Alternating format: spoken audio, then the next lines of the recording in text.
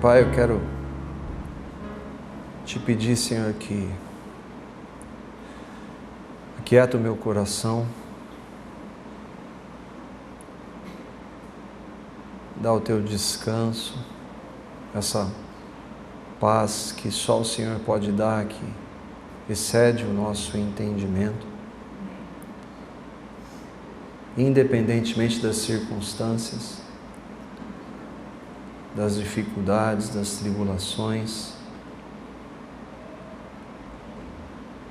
Dá esse descanso ao meu coração, Pai, e ao coração de cada um dos que estão aqui, por Tua graça, por Tua misericórdia, Senhor.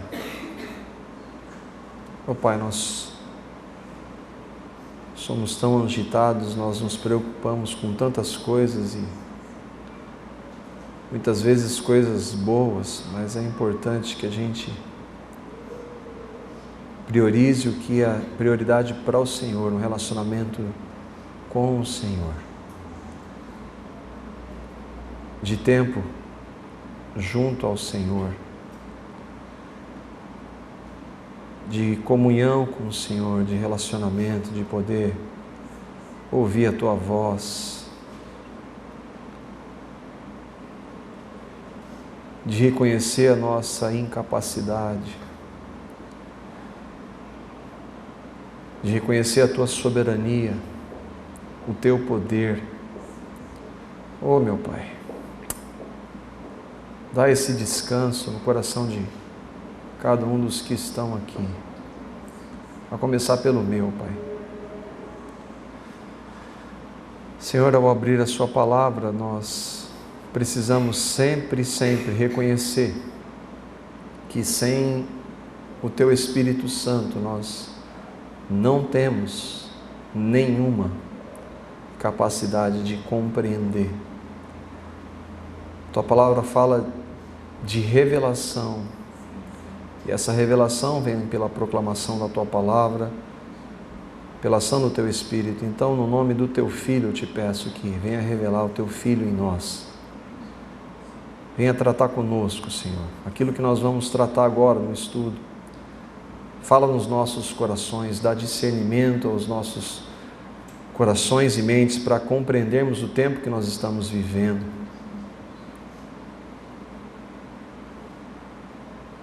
E que a partir disso, movidos pelo Teu Espírito, nós busquemos intimidade com o Senhor.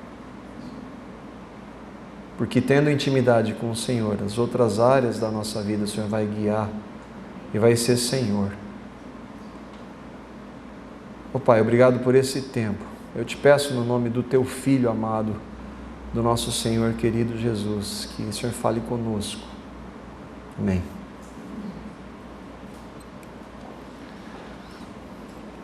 Nós vamos tratar deste tema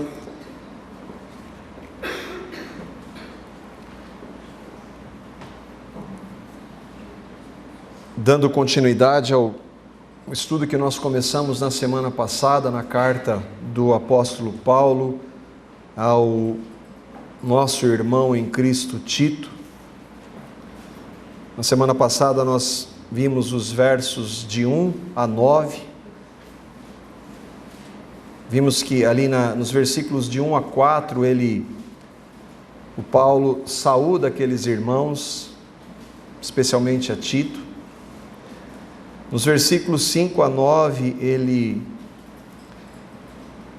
trabalha então alguns critérios estabelecidos pelo próprio Deus na Sua palavra para o envolvimento no ministério, especificamente ministério pastoral, que ele chama de presbíteros e bispos.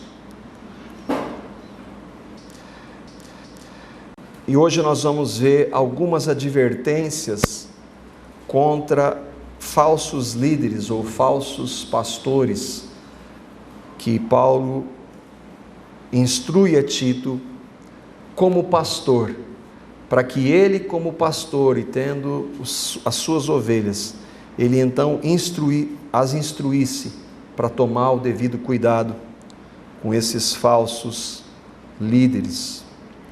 Eu estava conversando com a Carla a semana, e sempre quando nós terminamos o estudo aqui, eu pergunto para ela se ela entendeu, compreendeu, e ela disse que na semana passada que achou que o assunto era muito para liderança, mais para pastores, não propriamente para a igreja. Mas se nós temos a palavra como palavra de Deus revelada para nós, é importante, mesmo que Paulo estivesse escrevendo para Tito, aquelas instruções eram para a igreja de Jesus. Nós vamos ver na semana que vem, se o Senhor permitir, aí algumas instruções que ele dá de maneira mais prática para a igreja, excetuando os líderes.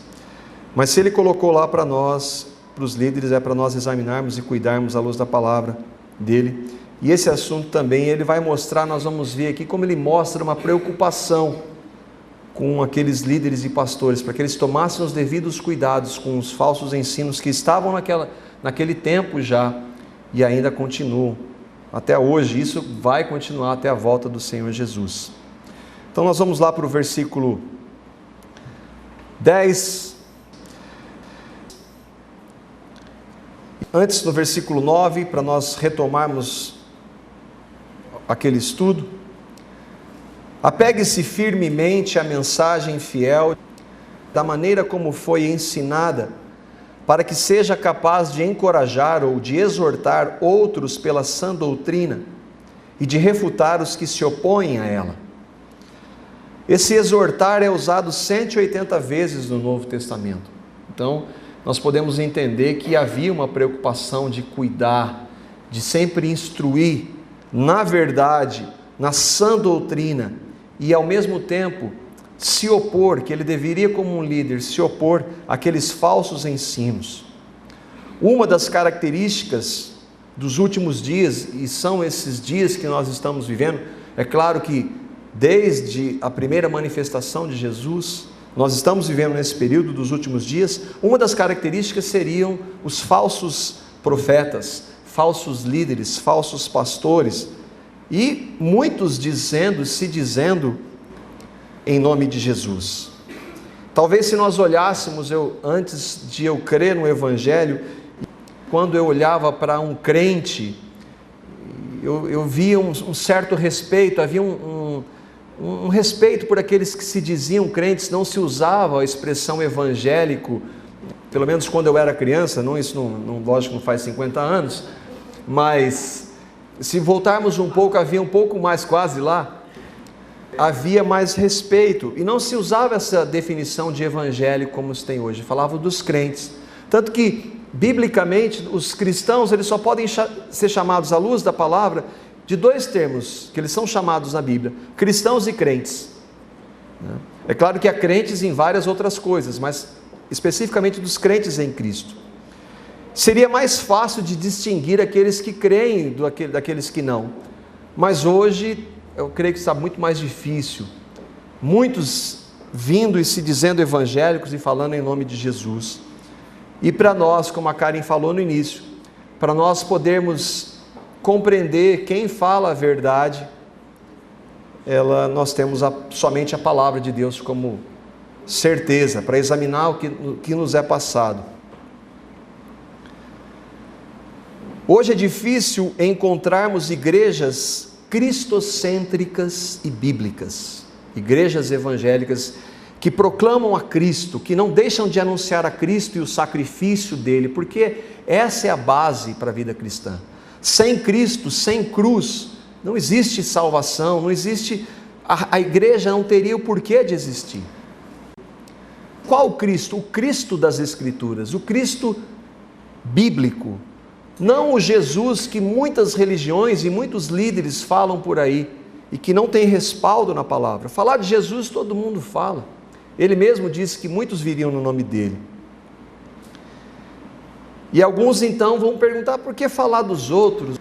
Para que ficar levantando questões e falando de outros líderes? Vamos falar do Evangelho, sim, nós vamos, mas nós estamos vendo a carta e nós vamos ver em tantos outros textos da palavra.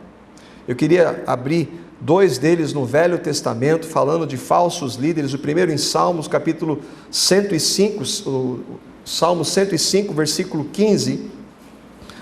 onde nós já vemos, e esse versículo é muito usado para aqueles, é interessante que aqueles falsos líderes usam muito esse versículo, e que nós não podemos falar de ninguém, nós não podemos julgar, e é interessante que Paulo fala que nós devemos julgar os profetas, bem o contrário do que a gente tem ouvido hoje.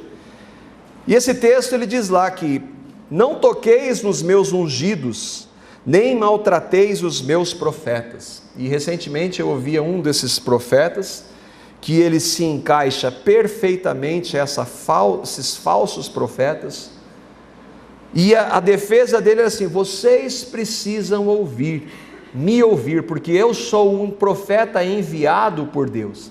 Se vocês não me ouvirem, vocês vão sofrer as consequências.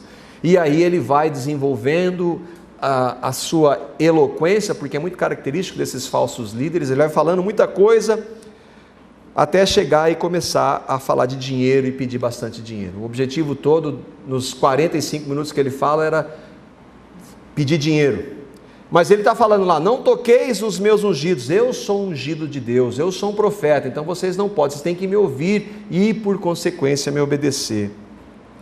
Mas é interessante que Jeremias capítulo 5, versículos 30 a 31, o próprio Deus fala através de Jeremias, esse um verdadeiro profeta, que tem alguns profetas aí que estão falando bastante, mas que não foi a mando do Deus. E é interessante que ele fala que esses profetas, o povo, tem uma característica muito interessante em relação a esses falsos profetas. Olha o que ele diz lá.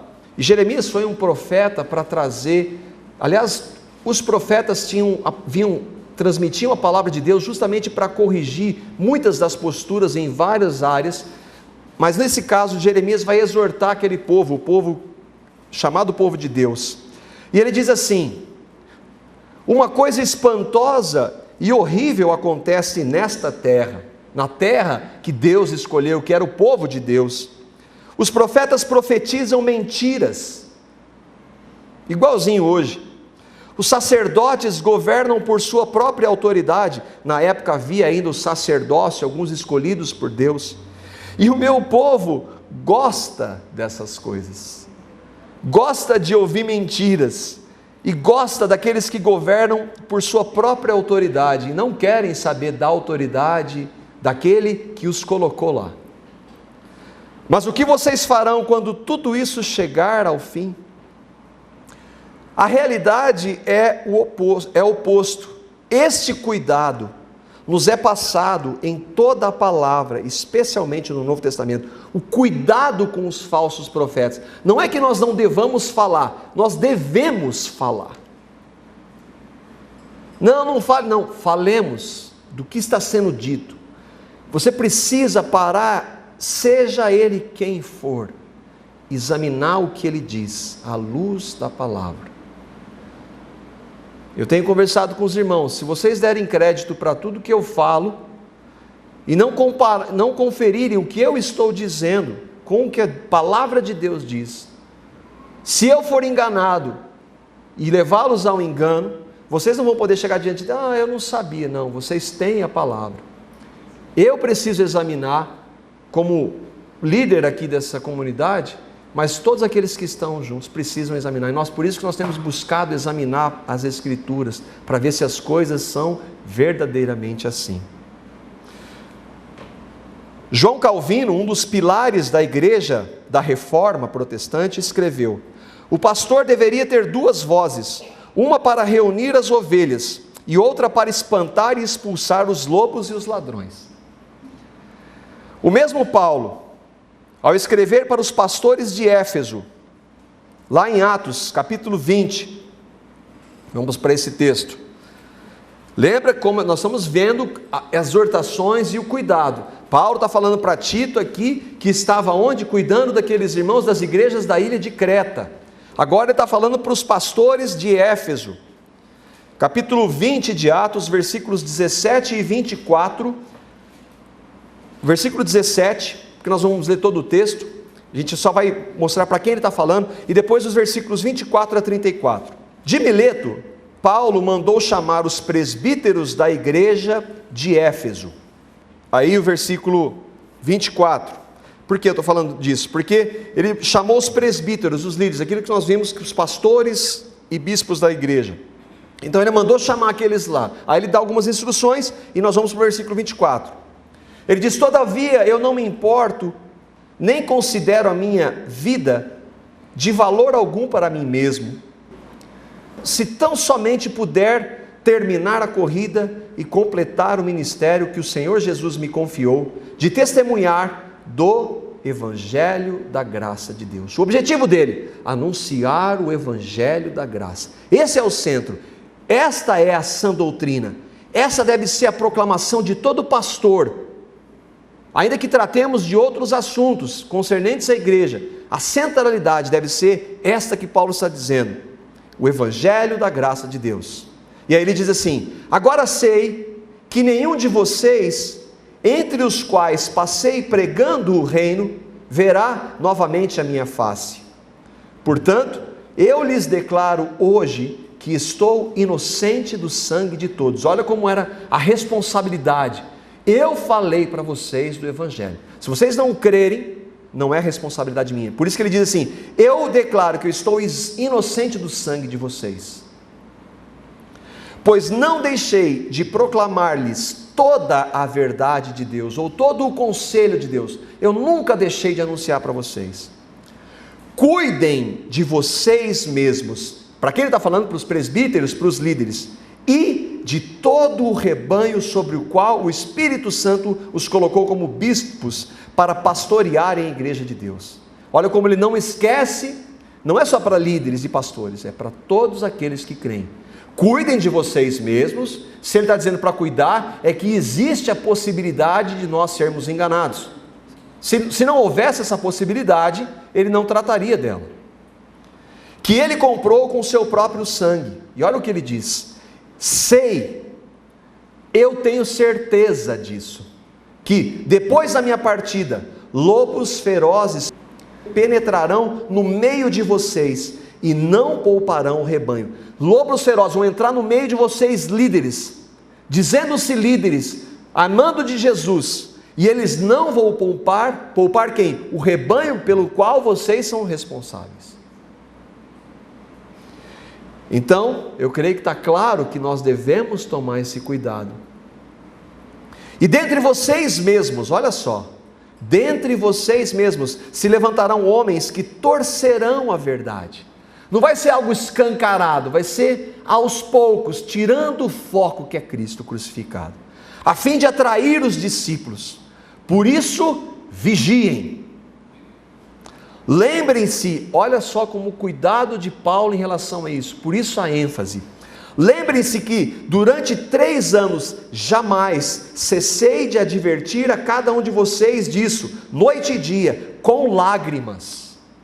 O sofrimento que ele tinha, porque vão vir lobos, e o meu desejo é que vocês não permitam serem enganados por esses. Agora, como vêm esses lobos? Eu estou aqui em nome do diabo? Não, eu estou aqui em nome de Jesus, não para anunciar o Jesus, não para anunciar a autoridade do meu Pai, mas de um outro, em nome de Jesus, trazendo vários ensinos, e o falso é isso, usa o nome de Jesus. Agora eu os entrego a Deus e à palavra da sua graça, que pode edificá-los. Fiquem firmados na graça, pois ela pode edificá-los e dar-lhes herança entre todos os que são santificados. É por essa graça que nós somos santificados. E é no sentido de cuidado com o que ouve e com o que você recebe, isso faz parte da santificação também. Não cobicei a prata nem ouro, e aí ele vai falar do testemunho dele. Abriu mão do direito de apóstolo que ele tinha, para não dar margem nenhuma para uma má compreensão, ainda que seja lícito todo líder receber. Ele vai falar isso, nós vamos tratar, lógico. Ele fala assim: não cobicei a prata nem ouro, nem as roupas de ninguém. Vocês mesmos sabem que estas minhas mãos supriram minhas necessidades e a de meus companheiros. Paulo abriu mão do salário que ele tinha por direito, biblicamente há esse direito, mas ele abriu mão por isso. Olha o cuidado que ele tinha. E a postura de Paulo não é diferente para com Tito, e aí nós vamos então entrar no texto. Os versículos 10 a 16, eu vou ler, depois nós vamos passando por cada um deles. Pois há muitos insubordinados, voltando lá para Tito, capítulo 1, versículos 10 a 16. Há muitos insubordinados que não passam de faladores e enganadores, especialmente os do grupo da circuncisão. É necessário que eles sejam silenciados, pois estão arruinando famílias inteiras, ensinando coisas que não devem, e tudo por ganância. Um dos seus próprios profetas chegou a dizer: cretenses, sempre mentirosos, feras malignas, glutões preguiçosos. Tal testemunho é verdadeiro. Portanto, repreenda-os severamente, para que sejam sadios na fé e não deem atenção a lendas judaicas nem a mandamentos de homens que rejeitam a verdade. Para os puros todas as coisas são puras, mas para os impuros e descrentes nada é puro. De fato, tanto a mente como a consciência deles estão corrompidas. Eles afirmam que conhecem a Deus, mas por seus atos o negam. São detestáveis, desobedientes, desqualificados para qualquer boa obra. Uma palavra dura, muito dura, mas que nós devemos considerar. Versículo 10. Há muitos insubordinados que não passam de faladores e enganadores, especialmente os do grupo da circuncisão. Quem são os insubordinados? Aqueles que rejeitam a autoridade e não se submetem a ela. Este é o filho, o mesmo texto, é o insubordinado, o filho insubordinado no versículo 6, que Paulo trata que os pastores devem ter os filhos subordinados. Então ele usa a mesma palavra. Esses líderes, eles rejeitam a verdade, eles não querem a verdade, eles não se submetem à autoridade, não a uma autoridade eclesiástica, mas à autoridade da palavra de Deus, do Deus da palavra. Quando eles ouvem da palavra, mas a palavra de Deus diz isso aqui, e você está ensinando de maneira errada, a palavra é clara. Não, você está falando contra um ungido de Deus, contra um profeta de Deus. Ao invés de se submeterem e se subordinarem à palavra de Deus, que é a única autoridade que nós temos. Líderes que, quando confrontados com a verdade da palavra, entendam, não a verdade de um líder, porque há hoje igrejas evangélicas que se submetem, líderes e pastores, que se submetem de tal forma a esses pastores, que eles têm que imitar o jeito deles falarem, porque o pastor líder daquela igreja, ele não está aqui em Londrina, mas a igreja daqui de Londrina, que leva o nome dele, o líder tem que ser parecido com ele, e eles são inclusive treinados a falar como o líder mor da igreja. É um absurdo total isso, mas se submetem a isso. Eu tenho que ter o sotaque do meu líder, para que eles identifiquem, porque quem é o carismático? É o líder da igreja. E o que ele ordena, ele manda e desmanda dentro dessas igrejas, que levam o nome de Jesus, que dizem que Jesus é Senhor, mas que de senhorio de Cristo não tem nada. Estão afastados da proclamação da centralidade da cruz de Cristo. O Champlin, que é um comentarista, escreveu um comentário, versículo por versículo da palavra toda. Ele diz assim: aqui estão em foco aqueles hereges que tinham obtido posições de mando na igreja. Eles estavam na igreja. Há um texto que diz, Paulo diz assim, eles saíram do meio de nós, mas eles nunca foram do nosso meio. Agora compara com o que você vê, com a gente vê hoje, é exatamente isso que acontece. Líderes que saem dessas grandes igrejas e começam a fundar outras e vão se degladiar em busca dos fiéis. O que é uma heresia? Nós ouvimos falar de heresia. Primeiramente entender que é uma escolha, é uma opção de ser contrário ao que a palavra de Deus diz, no caso, a Bíblia. Contrário ou diferente de um credo. No nosso caso, eu sou evangélico, sim. Então o evangélico ele deve ter por base a palavra. Sim, sim. A palavra está dizendo isso aqui, você está entendendo? Estou. Mas você não está falando disso. Não, eu não quero isso. Eu não vou falar disso. Isso não dá ibope. Isso não enche igreja. Então, eu por opção, sou um herege, trago ensinos contrários, misturado com uma outra palavra que a gente ouve, que chama sincretismo. Sincretismo é o que? Mistura. É interessante essa palavra, que ela é de origem grega. Lembra que Paulo está escrevendo para aqueles líderes que estavam pastoreando as igrejas em Creta, na Grécia. Originalmente essa palavra significava coalizão dos cretenses. Sincretismo, mistura. O sincretismo é uma fusão de doutrinas de diversas origens. Então, eu não vou falar só da centralidade da cruz. Eu vou pegar algumas coisas e misturá-las. Eu vou pegar um sabonete, eu vou pegar uma toalha, um chapéu, eu vou fazer uma muralha aqui para simbolizar. E eu começo a tirar o foco de Cristo, porque nós somos chamados a viver pela fé. Viver pela fé significa que eu não preciso de nada palpável. Eu tenho que crer no que a palavra de Deus diz e acabou. Mas esses misturam, eles trazem práticas religiosas, muitas pagãs, para o seio da igreja, porque isso atrai pessoas. As pessoas querem pegar, então elas vão lá e é lógico que não é de graça, elas vão lá e dão um dinheirinho para pegar aquele amuleto, e levam aquele amuleto e creem num amuleto, não na palavra de Deus. Isso acontece toda hora, inclusive em igrejas ditas, igrejas históricas, está acontecendo isso hoje. Eu não estou falando nem mais desses movimentos chamados neopentecostais, estou falando de igrejas históricas, estão com essas práticas. Por quê? Porque eles estão perdendo membros para essas práticas, então para não perder, vão pegar um pouquinho disso e trazer para nós, só um pouquinho só. O evangelho não é suficiente. Cristo crucificado não é suficiente. Vamos trazer algumas dessas práticas, é só simbologia. E começa assim. Para depois, porque essas igrejas que praticam isso hoje, elas começaram dessa forma, até chegar nas aberrações que a gente vê hoje. Continuando, não passam de faladores e enganadores, líderes que têm um carisma, uma persuasão que você fica impressionado, como eles são cativantes na maneira de falar. E por isso levam tantas pessoas. Levam essas pessoas a considerá-las e não a examiná-las. Porque se eu consigo quebrar em você, que você pode me considerar, eu sou um profeta de Deus, dê crédito no que eu estou dizendo. Não precisa examinar não, olha que eu sou um profeta de Deus, eu sou ungido de Deus. Você não precisa comparar o que eu estou dizendo. E aí você fechou essa possibilidade de examinar, você está logrado, aí caiu no erro. E aí ele fala também, especialmente os do grupo da circuncisão, não somente esses. O que ele quer dizer com esse? Basicamente, legalistas. O que aconteceu? O que significa essa circuncisão? E essa foi a pergunta que eu fiz para o irmão há muitos anos atrás, que ele falou, você não sabe o que é isso? Eu falei, não, se eu estou perguntando, obviamente eu não sei.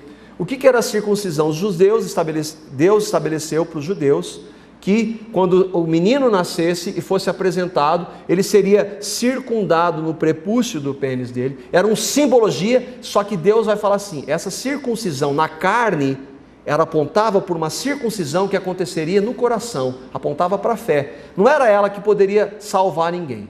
E os judeus, muitos judeus foram crendo em Jesus, os primeiros cristãos eram judeus. Eles traziam algumas dessas práticas do judaísmo, e eles traziam para o cristianismo, e começaram a querer implantar isso, e houve, até tal momento que houve um concílio em cidade de Jerusalém, para dizer, não, nós somos salvos, única e exclusivamente pela graça, pelo que Cristo fez, eu não preciso, porque havia os gentios, um grupo eram os judeus, o outro eram os gentios são todos aqueles que não são judeus de nascimento, gentios crendo em Jesus, eles não tinham a questão da circuncisão, então, basta crer em Jesus, então eu creio no que Cristo fez. E os judeus que haviam crido, não, esses aí, para eles serem salvos, eles precisam ser também circuncidados. Não basta só crer, não. Para você ser feito um filho de Deus, você basta somente crer no que Cristo fez. Por isso que a salvação é pela graça. Nós somos justificados diante de Deus pela fé no que Cristo fez. Só isso. Basta eu crer. Quando eu creio no que Cristo fez, aí eu tenho relacionamento com Ele. Não há prática nenhuma que possa nos levar a um relacionamento com Ele. Então, muitos desses e aí a gente vê de novo, alguns segmentos enfatizam tanto usos e costumes.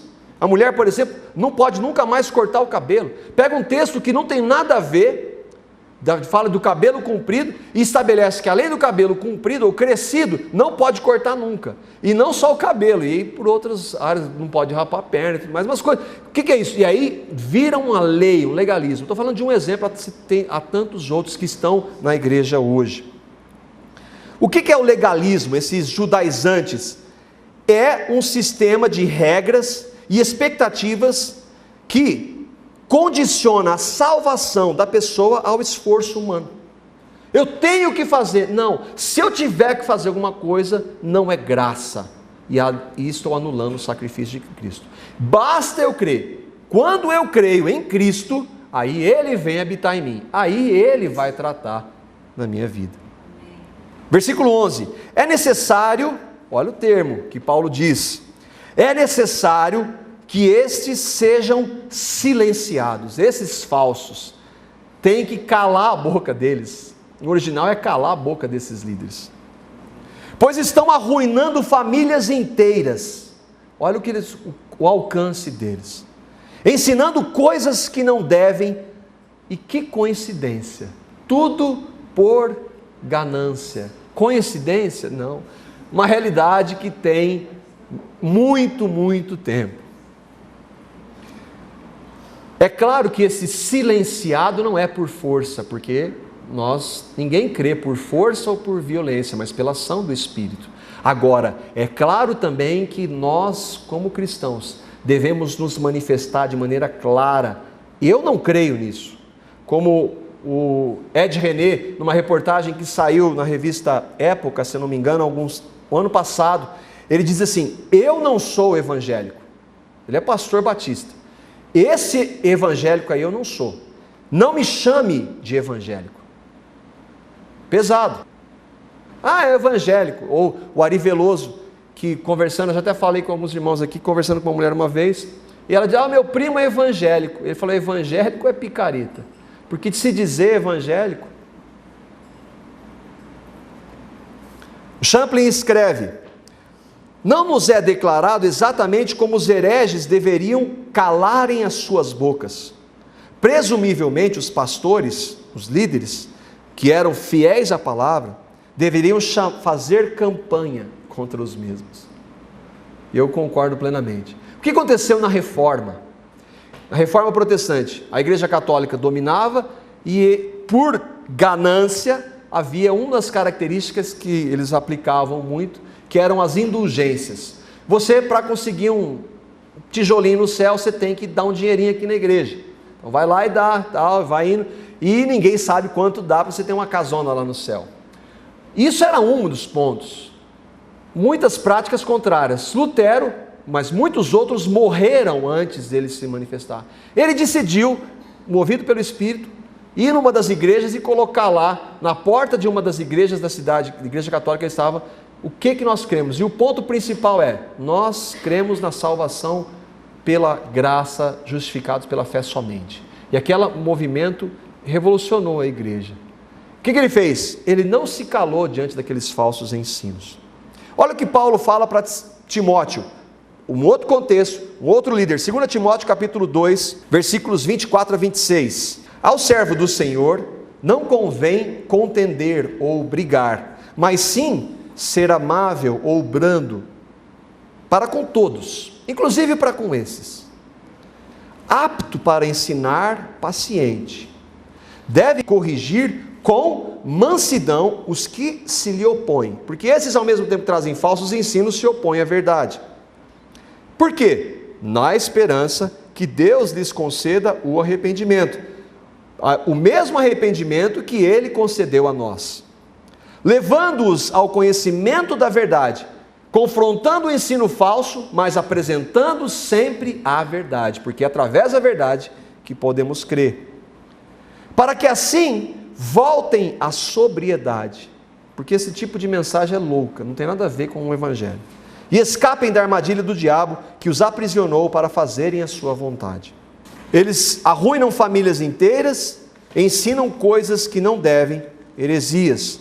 Tudo por ganância. Sempre tem dinheiro por trás. É por essa razão que Paulo exorta no versículo 7 que o presbítero lá, volta um pouquinho lá, o que ele não pode ser? Ávido por lucro desonesto. Não pode amar o dinheiro, porque se amar o dinheiro, entrar no ministério, invariavelmente vai cair. Primeira carta de Timóteo, o capítulo 6, versículos 9 a 11. Olha o que ele fala aqui para Timóteo. Mesmo contexto, irmãos, ele está instruindo aquele líder, por consequência instruindo as ovelhas. Os que querem ficar ricos, não somente os ricos, mas os que ainda não são, mas querem ficar ricos, caem em tentação, em armadilhas e em muitos desejos controlados e nocivos, que levam os homens a mergulharem na ruína, na destruição. Olha só, aquele que vive em função de querer amealhar, ficar rico, querer ter muito dinheiro, quanta coisa. E aí ele diz, por que eles querem ficar ricos? Por amor ao dinheiro. Pois o amor ao dinheiro é a raiz de toda espécie de males. Por isso que por trás sempre tem dinheiro. O que movimenta a corrupção?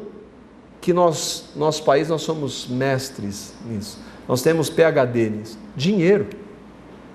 Dinheiro que está por trás.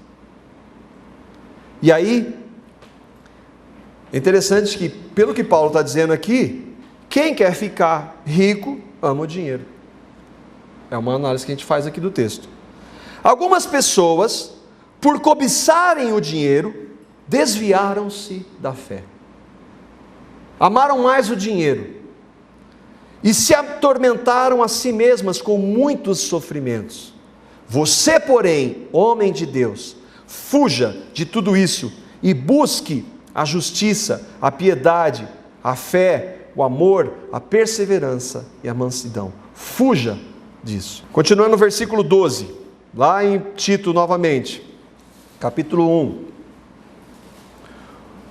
Paulo está pegando um profeta daquele tempo, um profeta, um filósofo grego, que os cretenses admiravam. Ele diz assim, um dos seus próprios profetas chegou a dizer, cretenses, sempre mentirosos, feras malignas, glutões preguiçosos. O que esse um dos profetas, quem que era? Aí nós vemos numa pesquisa que era um filósofo, dito na história, inclusive citado, que chamava Epimênides Knossos, um filósofo grego que Paulo usa, fala assim, esse filósofo está falando que esse povo, esses líderes cretenses aí são desse jeito. E aí, cretenses sempre mentirosos, feras malignas, glutões e preguiçosos. Que realidade dura para aqueles daquele local. O sábio grego é que faz essas afirmações. Mas olha o que Paulo vai dizer no versículo 13. Tal testemunho é verdadeiro. Eles são realmente isso daí. Portanto, repreenda-os severamente para que sejam sadios na fé. Paulo confirma o que aquele sábio grego afirmou, mas a partir de uma perspectiva bíblica, a partir de um pano de fundo da palavra de Deus. Portanto, então, já que eles estão assim, repreenda-os severamente. Sebrando, o severo não é com violência, mas dizer a verdade, porque é a verdade que liberta.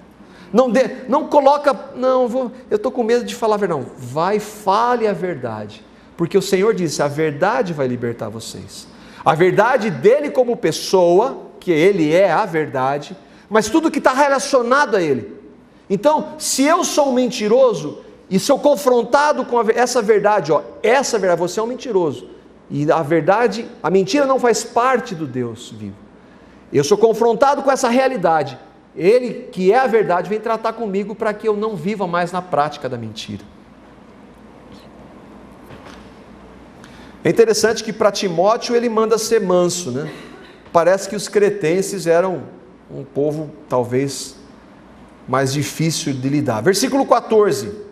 Não deem atenção a lendas judaicas, nem a mandamentos de homens que rejeitam a verdade. O que ele está dizendo? Lendas judaicas. O que é fábula? O que a gente trazendo para a nossa realidade? É contar bem uma história. É pegar um texto bíblico e dar uma distorcida. É, por exemplo, chegar para uma liderança ou para uma igreja e dizer assim, olha, Deus diz, quando eu ouvi essa eu achei fantástica, que onde você, está aqui na Bíblia, onde você colocar a planta do seu pé, aquela área, aquela terra vai ser sua. Então você pode chegar naquela data que você gostaria tanto, vai lá, põe o pé lá e diz, vai ser minha.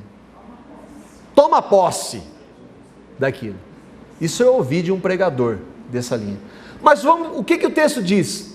Deus está dizendo para o povo hebreu, que ainda não tinha terra, que iria para a terra de Canaã, é uma promessa específica para eles, que crendo no Senhor receberiam a terra como herança.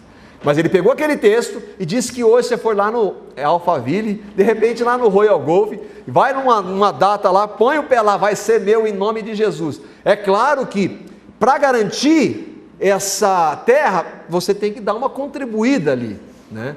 Porque de repente só a fé não... O que ele está falando? Fábulas, é isso. É uma historinha muito bem contada para enganar. Nem a mandamentos de homens. Mateus capítulo 15, versículos 7 a 9. Olha que verdade que o Senhor Jesus fala para aqueles que usavam o nome de Deus, que se diziam filhos de Abraão. Falsos líderes, hipócritas. Bem profetizou Isaías acerca de vocês. Lembra que nós lemos Jeremias, fazendo citação de Jeremias, falando de falsos líderes? Isaías, Jesus usa Isaías, que foi escrito 700 anos antes da manifestação dele, para dizer, ó, Isaías já falava de vocês. Isaías falava deles, falava dos que estão hoje. Bem profetizou Isaías acerca de vocês, dizendo, este povo me honra com os lábios, fala bastante de Deus, e no nosso contexto, fala muito de Jesus, mas o seu coração está longe de mim, em vão me adoram. Não é possível adorar a Deus em vão. Ele está dizendo que essa adoração não é verdadeira, ela é falsa. Seus ensinamentos não passam de regras ensinadas por homens. Aí a gente volta também para a realidade do legalismo. E estes rejeitam a verdade. Confrontados com a verdade, eles a rejeitam. Versículo 15. Para os puros, todas as coisas são puras, mas para os impuros e descrentes, nada é puro. De fato, tanto a mente como a consciência deles estão corrompidas. Viviam tão afundados na mentira, no engano, que as mentes ficaram corrompidas. Nada mais entrava nas suas mentes. Eles queriam crer na mentira. A religião sempre traz proibições e regras antibíblicas. Proibir o casamento, Paulo fala disso a Timóteo. Existem alguns que dizem para o líder, tem que ser líder de uma igreja que se diz cristã, ele não pode se casar. E Paulo fala assim, esses são falsos, ensinos falsos são heresias. Ele diz assim, que o líder ele deve ser casado, deve governar bem a sua casa, mas alguns dizem, proíbem o casamento. O relacionamento sexual, que dentro de um propósito bíblico, ele é maravilhoso, dentro da palavra, dentro de um contexto, mas proíbem também. Tipos de comida, não pode comer essa ou aquela carne, porque isso é contaminado. Tipo de vestimenta, não pode usar essa ou aquela roupa. Mulher, por exemplo, não pode usar calça. Isso não sei se tem hoje, né? Mas há algum tempo tinha. Bebida, e aí por aí vai. É claro que há um equilíbrio quando você crê em Cristo. É Ele que vai ditar esse equilíbrio. Mas fazer disso uma regra, imposição, que não tem base na palavra, é disso que ele está falando também, que ficam com as suas mentes corrompidas. Versículo 16, eles afirmam que conhecem a Deus, mas por seus atos o negam, são detestáveis. Que atos que ele está falando? Exatamente desses que a gente acabou de ver. São detestáveis, desobedientes e desqualificados para qualquer boa obra. Eles afirmam que conhecem a Deus. Todo falso mestre, líder, falso líder, falso pastor, falso apóstolo, falso bispo, afirma que conhece a Deus. Eles se dizem vindos em nome de Deus, profetizam em nome de Deus e de Jesus. Eles dizem que conhecem, mas a realidade é bem outra. Os seus atos o negam. É claro que ninguém é salvo pelos atos, mas a partir do momento que nós cremos no que Cristo fez, Ele é o Cordeiro de Deus que tira o pecado do mundo. Isso não é só um chavão, Ele veio para mudar, para transformar as nossas vidas. Ele é o Cordeiro de Deus que tira o pecado das nossas vidas. Ele vem tratar, formar o caráter dele. Então, se aquela pessoa que professa Cristo está vivendo com essas práticas de maneira rebelde e que não se submete à palavra de Deus, ela não tem nada a ver com ele. João escreve às 7 igrejas no Apocalipse, e é Jesus quem diz para ela. Todas as igrejas, com exceção de uma, tem várias exortações que Jesus faz. Ele diz assim: arrependa-se. Nós podemos incorrer? Sim, nós podemos incorrer em alguns erros, estamos sujeitos, mas quando nós somos confrontados com a palavra, se o Espírito Santo habita em nós, fala assim: Senhor, tem misericórdia, é verdade, eu tenho errado aqui, tem misericórdia, e aí Ele vai tratar com a gente. Mateus capítulo 7, versículo 22 e 23, o nosso último texto, para nós acabarmos aqui, falando deste que vem em nome de Jesus. Jesus diz lá: muitos, não são poucos, muitos líderes me dirão naquele dia. Que dia? O dia em que todos nós estaremos frente a frente com Cristo, literalmente. Todos nós vamos prestar contas das nossas vidas ao Senhor. Aqueles que creram em Cristo, que o receberam como Senhor e Salvador, creram na salvação pela graça, no sacrifício dele, não vão ser julgados para condenação, mas nós como cristãos vamos ser julgados pelas obras que ele preparou de antemão para que nós andássemos nelas. O contexto aqui, ele está falando de um outro grupo, do dia do juízo, que vão estar frente a frente, que não conhece. Jesus vai falar: muitos me dirão naquele dia: Senhor, Senhor. Então, com isso aqui, nós já podemos ver que chamar Jesus de Senhor não quer dizer nada, porque além deles chamarem, eles chamam Ele 2 vezes ainda. Não profetizamos nós em Teu nome? Eles vão dizer, no dia do juízo, frente a frente com Jesus, falou: Senhor, Senhor, mas nós não profetizamos em Teu nome? Nota que no texto Jesus não nega que eles fizeram isso. Não expulsamos em Teu nome demônios? Não realizamos muitos milagres? Olha o ponto deles. Jesus não nega que eles fizeram isso, profetizaram, expulsaram demônios e realizaram milagres. Mas qual é a base para eles diante de Deus? Senhor, nós não fizemos? Quem creu verdadeiramente em Cristo, ele sabe que no dia que ele estiver frente a frente com ele, ele vai falar: Senhor, eu te louvo, porque eu fui salvo pelo que o Senhor fez. Eu não vou chegar com os meus atributos: olha, Senhor, eu comecei um trabalho lá com alguns irmãos, a gente pregou, falou, eu fiz isso, eu fiz aquilo. Não, Senhor, um dia aprove ao Senhor, pela pregação da sua palavra, pela ação do teu Espírito, revelar Cristo em mim. Senhor, e eu o recebi pela fé, fé dada pelo Senhor. Eu não tenho nada a ver, eu fui salvo pela graça, única e exclusivamente por sua graça. Eu fui justificado dos meus inúmeros pecados pelo que o Senhor fez. A minha salvação foi dada pelo Senhor. Eu não fiz nada para merecê-la, eu não tinha condição de merecê-la, eu apenas criei.